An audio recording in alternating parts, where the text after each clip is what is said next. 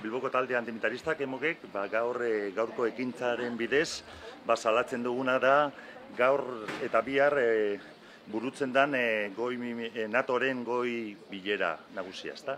Orduan antolatu da Europan zehar ekintza ezberdineta diferenteak, Bilbon egin dugu hauxe, antzerki ekintza bat.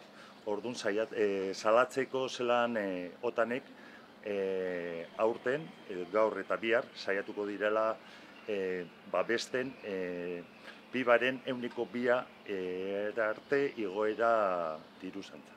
Orduan, uste dugu geure aldetik bentsat, antimilitarista moduan, salatu behar dugula olako dirutza joatea gerrara, miseriara, da pentsatu gaur egun horren ondorea bebai, errefuxiatuak miseria eta bar, ezta? Orduan horrexegatik, naiz eta gaur eta bihar Bruselasen egotea blokeoak eta bar, guk geure blokeo txikina egin dugu, hementxe bertan Bilbon, geure konboi hor kospedal hor tankean da konboian egondan momentuan blokeatu dugu, hemen, itxas komandantzia aurrean, da horrexegatik egin dugu honako ekintza simboliko